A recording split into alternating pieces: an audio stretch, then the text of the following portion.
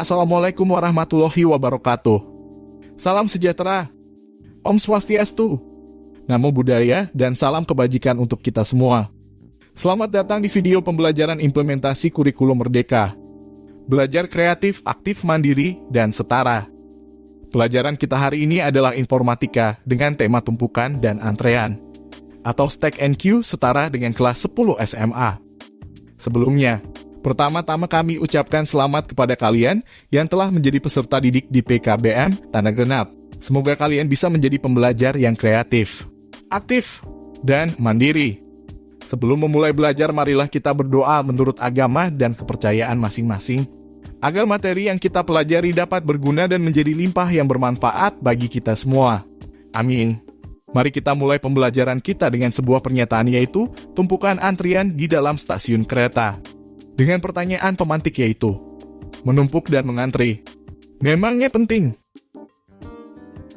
Pada pembelajaran kali ini kita akan membahas tentang dua struktur data yang sering digunakan dalam pemrograman, yaitu stack dan queue. Stack dan queue merupakan struktur data yang berguna untuk menyimpan data dengan aturan tertentu. Pertama, kita akan sedikit membahas sejarah singkat tentang stack dan queue. Sejarah stack. Konsep dasar stack pertama kali ditemukan oleh seorang ilmuwan matematika asal Denmark bernama Peter Naur pada tahun 1960-an. Konsep ini kemudian diadaptasi ke dalam pemrograman komputer pada tahun 1950-an dan digunakan sebagai salah satu teknik dalam penyelesaian masalah matematika dan logika. Pada awalnya, stack digunakan sebagai salah satu teknik pemrograman dalam bahasa assembly pada mesin-mesin komputer awal. Kemudian, stack digunakan sebagai struktur data dalam bahasa pemrograman modern seperti C++, Java, dan Python. Sejarah queue. Istilah queue berasal dari bahasa Perancis, yaitu queue yang berarti antrian. Konsep dasar queue pertama kali digunakan pada tahun 1940-an oleh seorang ilmuwan komputer asal Amerika Serikat bernama John von Neumann. Pada awalnya, queue digunakan sebagai salah satu teknik dalam algoritma pencarian dan pengurutan data. Namun seiring dengan berkembangnya teknologi, queue digunakan dalam berbagai aplikasi seperti sistem antrian, pengolahan teks, dan lain-lain. Setelah mengetahui sejarah dari penemuan metode stack dan queue, para peserta didik dipersilakan untuk berdiskusi untuk mencari penyelesaian persoalan tentang 1. Proses antrian pelanggan di sebuah restoran cepat saji. 2. Proses manajemen gudang barang. 3. Proses penanganan pesan atau notifikasi pada aplikasi WhatsApp dengan menggunakan metode stack dan queue, yang nanti bisa kalian jawab melalui link Google Form yang ada di bagian deskripsi video pembelajaran ini. Selanjutnya kita akan mempelajari tentang definisi dan pengertian metode stack dan queue. Stack dan queue adalah dua jenis struktur data yang sering digunakan dalam pemrograman. Kedua jenis struktur data ini memiliki prinsip atau aturan yang berbeda dalam penyimpanan dan pengambilan elemen-elemen datanya. Kita akan mulai dari definisi dan pengertian stack atau tumpukan terlebih dahulu. Stack adalah struktur data yang mengikuti prinsip LIFO, yaitu last in first out. Artinya, elemen yang terakhir dimasukkan ke dalam stack akan menjadi elemen pertama yang dikeluarkan dari stack. Contohnya, seperti tumpukan piring yang kita cuci. Piring yang terakhir kita masukkan ke dalam tumpukan akan menjadi piring yang paling atas dan pertama kali kita ambil dari tumpukan. Dalam stack terdapat dua operasi dasar, yaitu push dan pop. Operasi push digunakan untuk menambahkan elemen baru ke dalam stack atau tumpukan, sedangkan operasi pop digunakan untuk mengeluarkan atau menghapus elemen teratas dari stack atau tumpukan. Selanjutnya adalah definisi dan pengertian dari queue. Queue adalah struktur data yang mengikuti prinsip FIFO, yaitu first in first out. Artinya, elemen yang pertama kali dimasukkan ke dalam antrian akan menjadi elemen pertama yang dikeluarkan dari antrian. Contohnya, seperti antrian pada sebuah bioskop. Orang yang pertama kali datang akan menjadi orang pertama yang masuk ke dalam bioskop. Dalam queue, terdapat dua operasi dasar, yaitu NQ dan DQ. Operasi NQ digunakan untuk menambahkan elemen baru ke dalam queue atau antrian. Sedangkan operasi DQ digunakan untuk mengeluarkan atau menghapus elemen pertama dari queue atau antrian. Kedua jenis struktur data ini sering digunakan dalam berbagai macam aplikasi dan program, seperti pengolahan data, sistem antrian, pembuatan aplikasi, pengolahan teks, dan lain-lain. Dalam pemrograman, pemilihan jenis struktur data yang tepat akan sangat mempengaruhi performa dan efisiensi dari program yang dibuat. Selanjutnya kita akan mencari tahu tentang bagaimana implementasi stack dan queue dalam kegiatan sehari-hari.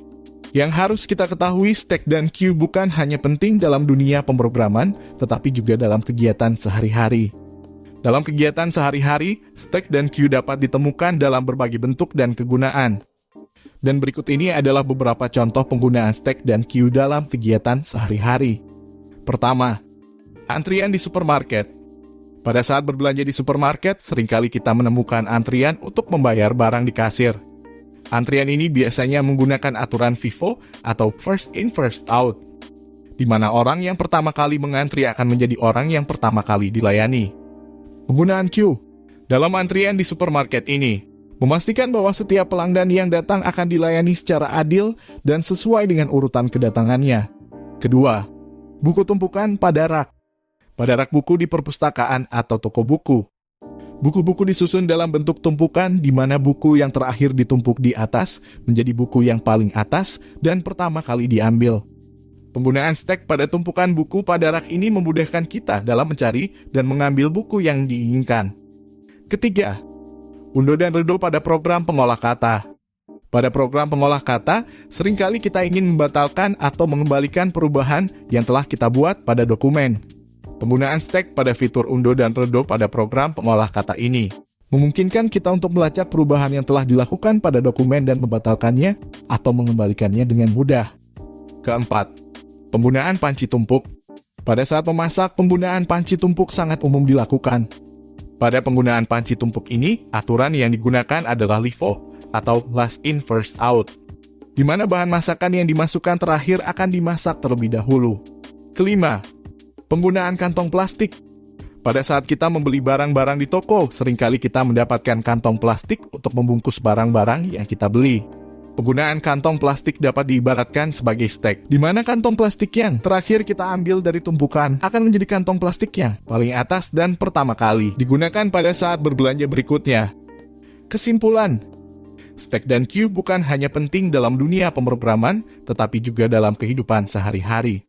Contoh penggunaan stack dan queue yang telah dijelaskan di atas dapat membantu kita untuk memahami penggunaan stack dan queue dalam kehidupan sehari-hari. Dalam kehidupan sehari-hari, penggunaan stack dan queue dapat membantu kita untuk melakukan tugas-tugas dengan lebih efisien dan efektif. Setelah kalian mengetahui tentang sejarah, definisi, dan pengertian, serta implementasi metode stack dan queue dalam kegiatan sehari-hari, para peserta didik dipersilakan untuk melakukan kolaborasi dengan cara berkelompok yang berisikan minimal 3 anggota dalam kelompoknya. Kelompok pertama, silakan kembali menelaah tentang definisi stack dan queue untuk kegiatan sehari-hari yang biasa kalian lakukan. Kelompok kedua, silakan kembali menelaah tentang implementasi stack dan queue dalam kegiatan sehari-hari yang biasa kalian lakukan. Kelompok ketiga, silakan kalian membuat sebuah pernyataan tentang mengapa antrian di supermarket atau bank menggunakan konsep queue. Untuk jawaban bisa kalian submit pada link Google Form yang ada di deskripsi video pembelajaran kali ini. Demikianlah pembelajaran kita tentang metode stack dan queue kali ini. Sampai bertemu lagi dalam video pembelajaran implementasi kurikulum merdeka lainnya. Sampai jumpa.